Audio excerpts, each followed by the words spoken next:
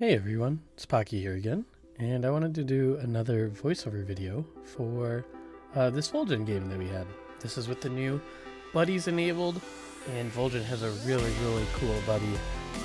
At the first set of stats that we've seen, Vol'jin right now is best here in the game, so I was excited to play him in this game, where we have beasts, demons, dragons, mechs, and quilvers in, meaning that murlocs, elementals, and pirates are out. And the big thing there is that murlocs are out. And the three important tribes to do the Terragosa Trickster comp, demons, beasts, and dragons, are all in. So we're looking to playing that this game with the ability to build some big attack with our buddy in the game, and it should be a fun one.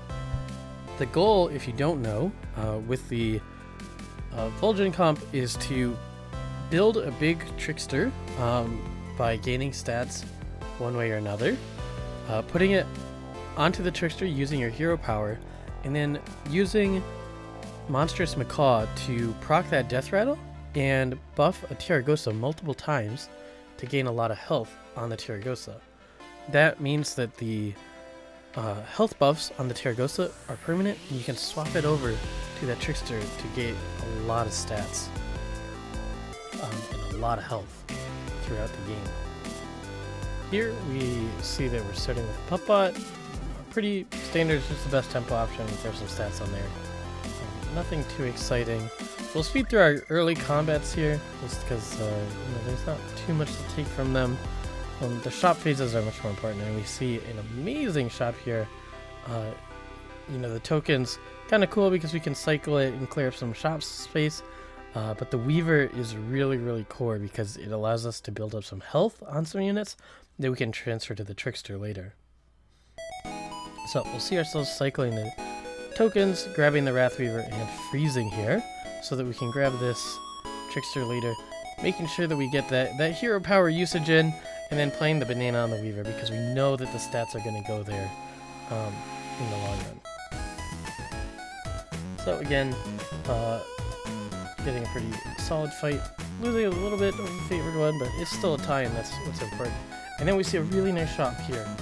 This is great for a number of reasons. We're going to make a quick misplay, and I'll talk about it in a second. We should obviously buy the Sunbacon first, but this chromoing is a very big deal because it's also going to give us an opportunity to get a lot of attack. That's really huge on Vol'jin here. And it's part of the reason why we're staying on one is to find Weavers, our demons, and Chromowings, so we get our scaling and we're ready for the late game. Here you see that I'm sort of lamenting the mistake that I've made, and as this is an educational video, we should talk about the fact that when you do make mistakes, just play through them. There's always ways to fix stuff. Not always, but we try. Anyways, we're still going to pick up the Sunbacon because the stats are very important here. And again, we're going to focus our bust on the Weaver because eventually we're going to put that on the Chromowing, and then from the Chromowing we'll put it onto our Trickster. So that is our main stat body.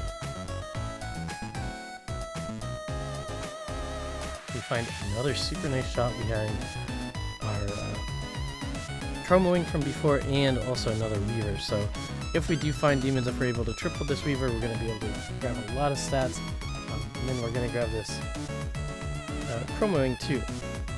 We're going to play the banana on the Weaver. It doesn't really matter, we could play it after our swap, but what we will do is swap the stats over to the Chromowing, which is very important because next turn we are going to double level, and those stats are going to be we'll get a bonus on the stats because of the Chromowing's effect. So here you'll see us selling the Sunbacon, and then we will play all of our stats and just get that double level, and you'll see a 4x factor on our attack there, going from 9 to 36, and we'll swap it, like I said, over to the Trickster because that's going to be our main body. we get, again, extra value, right? And that's the big thing here for us. We do lose against Pecan, one of the new heroes whose buddy allows him to play very, very tempo heavy, very strong early game. Almost got him there, but not quite. It's alright. Here, we see a very, very interesting shop. In most cases, this is an instant double buy to make some huge Bronze Wardens. But we already decided on our comp. We already decided that we're going to go for the Trickster, Terragosa, Macaw build, and so we just decide to roll for those to try and get them as soon as possible. That's not to say that you shouldn't grab the Chroma Wings, but it certainly is a really good pickup there. But we just know what we want to do in the late game, and we want to have some fun, so here we are buffing up our other minions that we have on board, and we'll continue to roll for this. The cool thing, if you don't know what Vol'jin's buddy does, it's new. At the end of your turn, the adjacent minions next to it gain its attack. And because it's during the shop phase, that attack buff is permanent. So the fact that we have this Chroma Wing now means every one of our units can get free 39/39 attack depending on our positioning. And here we go. This is why we passed those Bronze Wardens. This is why we wanted to roll. We hit the Macaw and the Terragosa, so we have everything we need now to make the whole comp. So you'll see us transitioning here. And then we find this Bronze Warden, which is going to be nice. And we will pick it up because we can get that attack on it now. And having it on the board with the Sulfas and the Terragosa means that the shield is going to be more likely to land on the Terragosa, which is really good because we know that Terragosa is going to be our carry in the long run. So, we'll do a quick swap. Why we're doing this is we want to be able to move the health off of our buddy, so that we can put it on the Trickster and start scaling our Terragosa and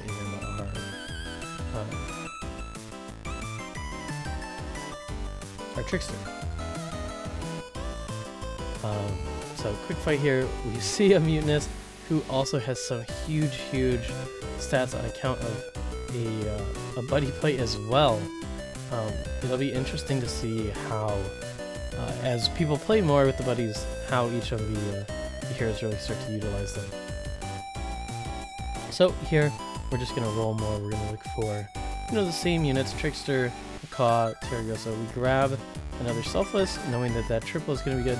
And here we see an Overseer, and we are going to decide to take that, moving our Weaver stats over so that we get more attack and stuff with our Cappy here, as we think we're gonna have a Cappy in, and instead we find another Macaw. So Cappy's out, and then our board is sort of set, right? We have this Bronze Warden, we can give it the attack, and then we have our Parrots to try and proc the Trickster health onto the Terragosa. And once we get that sort of combo going, we're going to be in a very good spot for the rest of the game. We have attack, so we just need to build up health on our units, and once the scaling gets started, it can be very hard to stop on Vol'jin, who's the only hero that can really pull this off to kind of exponentially scale, is what you're effectively doing with the Terragosa. So here we get to another shop. We decide we're going to move our buddy, try and just buff our whole board up, get a lot of attack. We didn't get the Terragosa any higher than Trickster, so we won't look for a swap there. And all that's left to do is roll for, again, same units. Here we find a perfectly timed Macaw though, so we decide to level, looking for Baron of course. Access to those 5 drops is a little bit harder since they made the cost to level to 5 a bit higher, but if you find those triples, it's still just as easy, and all you have to do is hit the triple. here, because we don't need to use our swap on our trickster, we're gonna just get a little bit more attack on our buddy, just so that in the long run we just have that extra attack. Deciding on our positioning here, putting the Selfless first because we don't want the Macaw to proc the Selfless. As nice as it is to get that Selfless buff on the Terragosa, the health buff is going to be much more important, because again, getting that bounce on the health is going to be such a big deal. And there you go, we hit it 3 times on the Macaw proc, and from there the game starts to look very, very straightforward. And you know, it's gonna have like 100 health or something now, and things get to start getting very crazy, as now we can transfer those stats on the Terragosa over to our trickster, and we get that much health every time that Macaw procs. We find another Terragosa, which is super, super good, because it gives us more chances to hit on our trickster buffs. And then we find our Selfless triple, which basically will complete this game for us. We'll sell out of our Bronze Warden that's done its job. We'll triple the Selfless, which will make it very, very likely for us to hit shields on our Terragosas. And yeah, I mean, that's basically the strategy. From here on out, there's not too much else to say, and I will just let you watch the stream.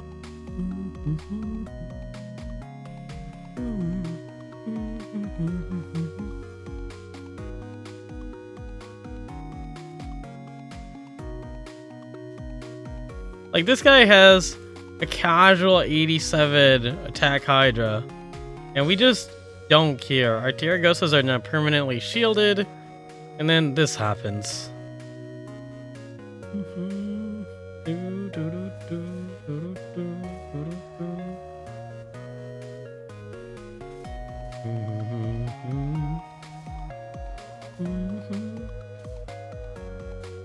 This is permanently, like, look at these.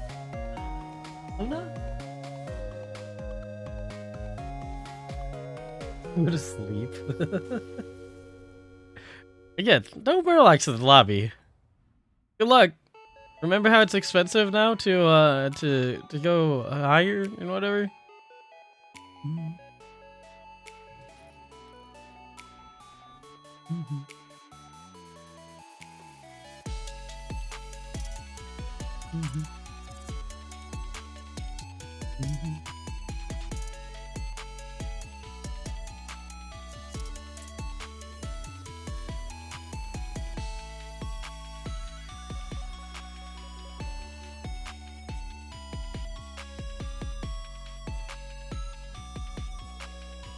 Oh, I see you.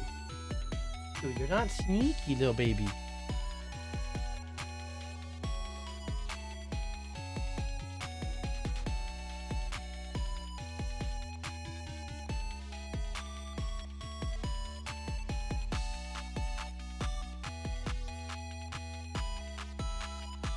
You ever put Selfless further back now?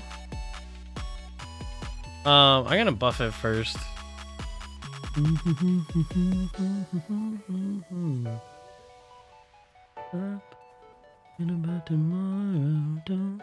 Oh, look, they got poisons. Oh my god, they're doing the thing with the trickster. Oh, that's dirty. That is a dirty strategy. Who would do that? No, don't stop. Stop. No, hit here. Oh.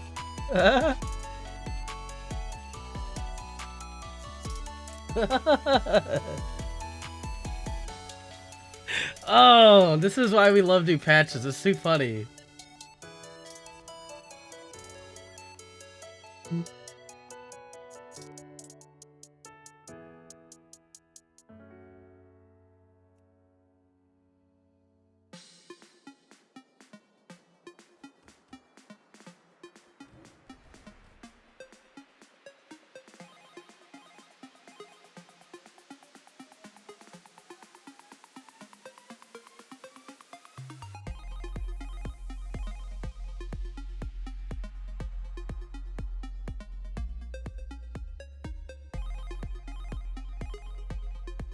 I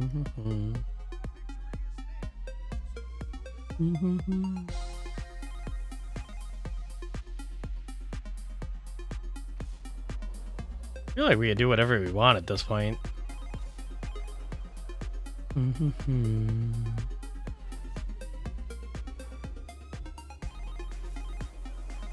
Imagine doing this but starting with the chromoing. We did start with the chromoing.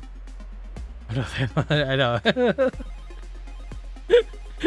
They shook 23 times. Chat, think about that. They shook 23 times.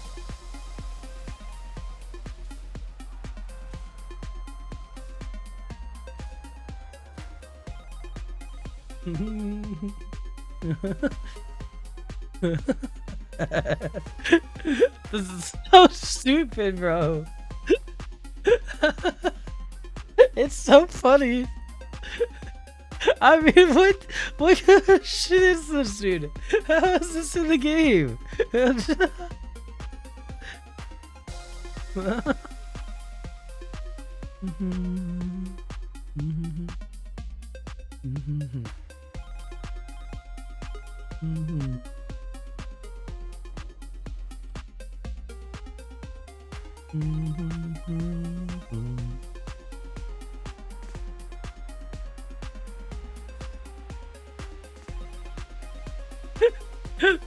Oh. It's so funny, dude. It's so funny. I hope that the Toki is insanely strong. And that we get a few more turns. 2 more turns is all I want. 2 more. Not 1, 2 more.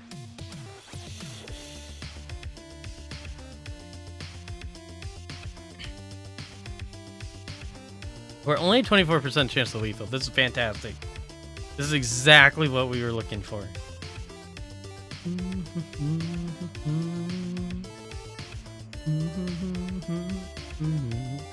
You need poison though. Feels a little silly that there's no poison here. Oh man. 900 health, but it's had 5. It had 5. What is happening? You can't kill any of our units anymore. Not even Golden Imp. Who needs Golden Imp? That's gonna be on the Baron next turn.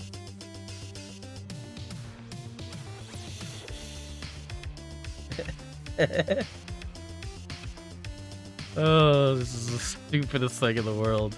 Because the problem with this comp before is that you couldn't get attacked. Now you just, yeah, you got attacked.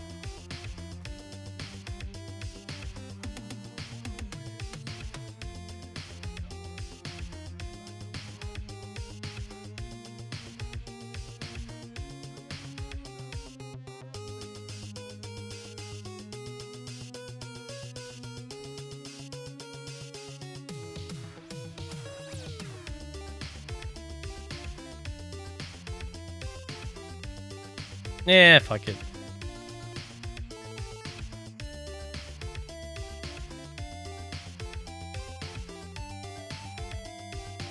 Spell buddy? Never. Absolutely not. It's illegal. Where we're going, we don't need giant parrots.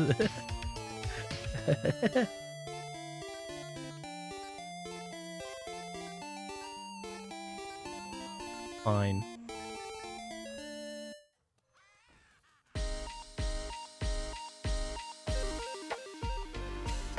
Whoops. Don't talk about it. Go first. So you can shield the macaw. Go first! No! You had 1 job.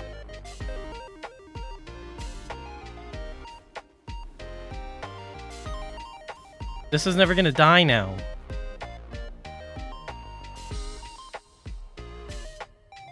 It's a fucking L.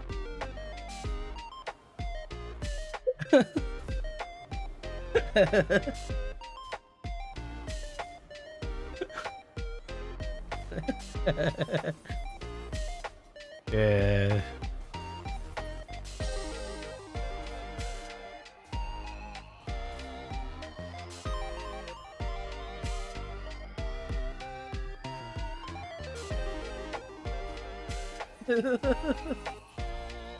It's so funny. Do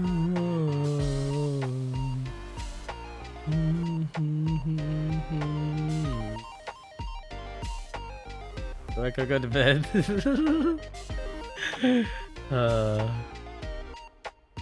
This is what throwing looks like in 2022. Yeah, basically. So, anyways, I hope you guys enjoyed the video. I hope you enjoyed the gameplay, and don't forget to like and subscribe. See ya.